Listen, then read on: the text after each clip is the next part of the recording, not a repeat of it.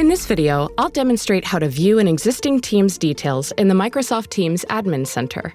To get started, open the Microsoft Teams Admin Center at admin.teams.microsoft.com. Then select Teams, followed by Manage Teams. This grid shows a list of teams in your organization. Simply select the team you want to view. In this case, the Mark 8 project team. On the Members tab, you can add users to or remove them from the team. You can also select users to open their management pages or change their roles. In this case, I'll make Adele Vance a team owner. Select Channels to see a list of channels in the team. You can add new ones, edit the name and description of existing ones, or delete them. Last, select Settings to see the team's configuration.